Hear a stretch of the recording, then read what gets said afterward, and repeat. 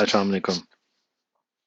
इस वीडियो में हम एक्सरसाइज 1.1 का सेकंड क्वेश्चन के कुछ पार्ट को सॉल्व करेंगे।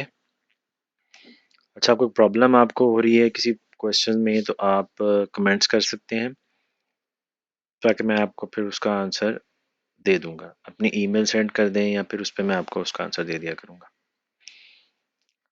क्वेश्चन नंबर 2 है सॉल्व बाय फैक्टराइजेशन। ठीक है, दिस वन क्वेश्चन। तो फर्स्ट क्वेश्चन मैं पार्ट उसका स्किप कर रहा हूँ, मैं सेकंड पार्ट करवाता हूँ उसका। फर्स्ट आप खुद सॉल्व करें। क्वेश्चन है 3y square equal to y into y minus 5। पहले तो ये स्टैंडर्ड फॉर्म में नहीं है, फैक्टराइजेशन मेथड में अभी एक्सप्लेन करते हैं उसका। पहले इसको स्टैंडर्ड फॉर्म में लेके आना है। इक्वल की इस साइड पे आपका y है, y डिस्ट्रीब्यूटिव लॉ के जरिए दोनों से मल्टीप्लाई हो जाएगा, y into y y square and minus 5 जो साइन है एज इट इज रहेगा, y इंटू वाई 5 5y। अब लेफ्ट हैंड साइड पे हमारे पास 3y स्क्वायर है, हम इन दोनों वैल्यूज को इधर लाकर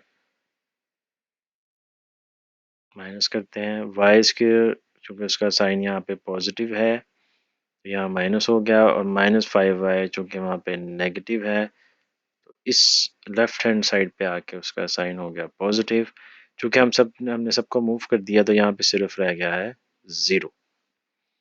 अगर देखें तो y स्क्वायर और y स्क्वायर इसका 3 है और इसके साथ 1 है, 3 में से 1 गए 2y square plus 5y equal to 0। Standard form जो होती है हमारे पास क्वाड्रेटिक इक्वेशन की वो होती है ax square plus bx plus c equal to 0। अगर देखें तो हमारे पास यहाँ पे सिर्फ ये कांस्टेंट चीज़ नहीं है, तो नहीं है तो परेशानी की तो बात कोई नहीं है। सिंपल हम क्या करते हैं, हम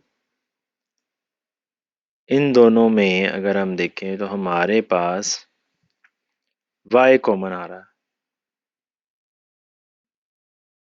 ठीक है, जब y कॉमन लेंगे तो एक्चुअली 2y स्क्वायर डिवाइड हो जाएगा y के साथ जो भी कॉमन लिया, तो 1 इसमें से कैंसल आउट होके बस 2y बच गया। ठीक है, जब 5y में से y कॉमन लिया तो क्या हुआ, 5 बच गया। जब हम दोबारा इसको मल्टीप्लाई कर देंगे तो दोबारा हमारे पास ऊपर वाली फॉर्म आ जाएगी। हर स्टेप पिछले स्टेप में जा सकता है, आगे भी पीछे भी, जैसे भी वो चेंज नहीं होना चाहिए। अगर क्वेश्चन हमने कुछ इस तरह कर दिया कि पीछे वाला स्टेप वापस जाए तो नहीं बनता, तो हम गलत क्वेश्चन कर रहे हैं। तो प्रूफ यही है कि हम वापस जाएं तो ये चीज़ बन रही।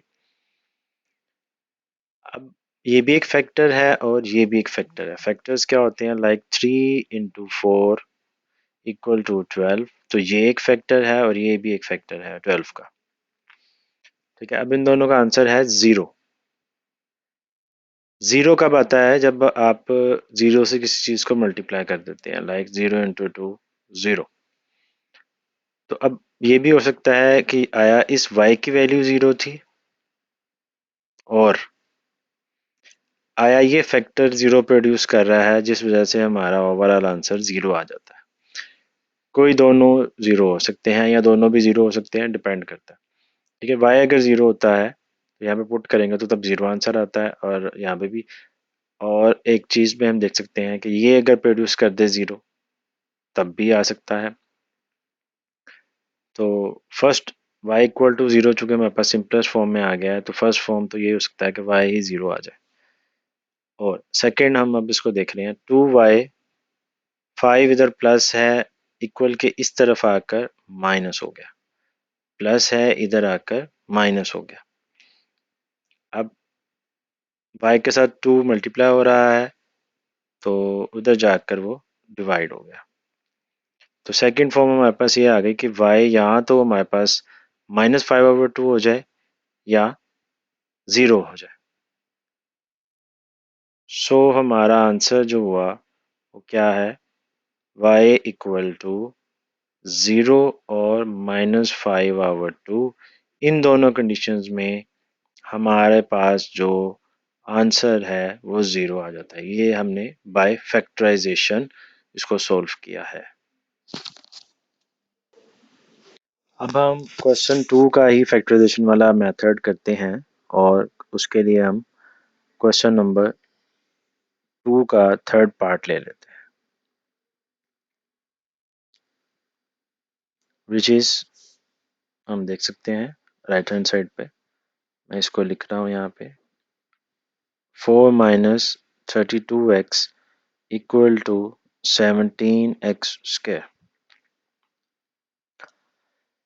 स्टैंडर्ड फॉर्म की ऑफ कोर्स इसमें कमी है, तो अब हम क्या करते हैं, एक्स स्क्वायर की तरफ हम सबको मर्ज करेंगे, मतलब शिफ्ट करेंगे, इन वैल्यूज को हम उस साइड पे लेके जाएंगे। सॉरी, पहले सॉल्यूशन भी लिख लें। जब भी आपने क्वेश्चन करना है तो सॉल्यूशन लिख लेना कि आप सॉल्यूशन इस क्वेश्चन को सॉल्व करें। अब हमने क्या किया, 17x² 4 माइनस हो गया जाकर, और 32 चूंकि प्लस है वो, सॉरी माइनस है तो वो प्लस हो गया इधर जाकर 32x। थोड़ा सा उसको करेक्ट फॉर्म में करते हैं, पहले 17x², फिर हो गया plus 32x minus 4। Correct form में लिखें तो चूंकि दोनों साइड इक्वल है, मैं 17x plus 32x minus 4 equal to 0 कर लेता हूँ। अब फैक्टराइजेशन के ज़रिए हम इसको करना चाह रहे हैं, तो फैक्टराइजेशन में अब हम आपको तरीका बताऊंगा कि हमने फैक्टराइजेशन को कैसे फॉलो करना है। सबसे पहले हमने क्या करना है, रफ वर्क में आ जाना है, हमने 17x² मल्टीप्लाई करना है, इसको थर्ड टर्म से मल्टीप्लाई करना है, -4 से। साइंस में ले रहा हूँ, अगर कोई x² ना लिखना चाहे तो वैसे भी कर सकता, तो ये हो जाएगा 68x² एंड माइनस। अब फैक्टराइजेशन में हमने ये देखना है कि कैसे हम किसी दो वैल्यूज को मल्टीप्लाई करें तो आंसर हमारा 68 बने, लेकिन जब उनको एडिशन करें या सब्ट्रैक्शन करें तो हमारे पास 32x आंसर आ जाए। स्टेप बाय स्टेप इसको इजी मेथड से करते हैं। सबसे पहले आप देखें कि 68 2 पे डिवाइड होता है, आपने सिर्फ ये देखना है, 2 3s are 6, 2 4s are 8। और जब हम इसको देखते हैं कि इनको मल्टीप्लाई करें तो 68 बनता है, और इनको प्लस माइनस करें तो 32 बनता है। अब 32 हमें क्या चाहिए, यहाँ पे अगर देखें तो प्लस का साइन है, तो इसका मतलब है इसके साथ आ जाएगा प्लस, ऑफ कोर्स साथ में एक्स भी है, और 2 के साथ क्या आएगा, माइनस। हमने 34 में से 2 को माइनस करना है, ज़्यादा इसका साइन प्लस कैरी करेगा और इसका साइन माइनस करेगा। जब करते हैं तो 32x आ जाता है। अब स्ट्रेट अवे हम अब क्या करेंगे, इन फैक्टर्स को यहाँ पे पुट कर देंगे, 17x² plus 34x minus 2x minus 4 equal to 0। 32 चूंकि बड़ी वैल्यू है, इसको हम पहले लिखेंगे, और 2x चूंकि एक छोटी वैल्यू है उसको बाद में लिखेंगे। माइनस का साइन अगर आप देखें तो ये मैंने कैरी किया था, और वो आपको सब पता भी आगे चल गया कि माइनस करेंगे तो ही बनेगा। अब इन दोनों को हमने अलहदा ट्रीट करना है और इन दोनों को हमने अलहदा ट्रीट करना है फैक्टराइजेशन के मुताबिक। तो इसमें से अगर आप देखें कि 17 के टेबल में 34 आता है, 17 2s are 34, तो 17 कॉमन आ गया और हमारा x कॉमन आ गया। 17 कॉमन निकल गया इस जगह से, और x² में से x निकल गया, तो बाकी हमारा बच गया x। अगर मुश्किल लग रहा हो तो आपने ऐसे करना है, जो भी कॉमन लिया है उस पे जाके उसको डिवाइड कर देना है रफ वर्क में 17 से, और x में से x गया, सिंपल x बच गया, प्लस अब इसी तरह 34x divided by 17x, x से कैंसिल हो गया, 17 2 है 32, तो यहाँ पे हमारा बच गया 2। थोड़ा डिटेल से इसलिए बता रहा हूँ कि समझ रहे।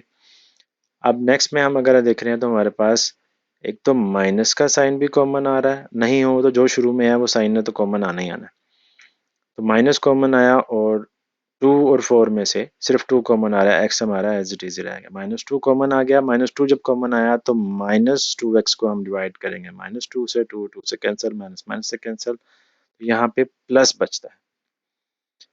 फिर जैसे ही हमने -4 में से कॉमन लिया -2, तो प्लस हो गया और 2 बचा इक्वल टू 0। ये नहीं करना कि जो यहाँ पे आ रहा है सेम वैसे बनाना है, लेकिन बन रहा है क्योंकि माइनस भी कॉमन आया और 2 कॉमन आया। अब हमने ये जब देखेंगे कि हमारे पास दो फैक्टर्स सेम है, अब हम इन दोनों में से भी x+2 कॉमन ले सकते हैं, x+2 वन टाइम लिख दिया, बाकी रिमेनिंग हमारे पास क्या बच गया, ये और माइनस, तो ये आ गया 17x और -2 इक्वल टू 0।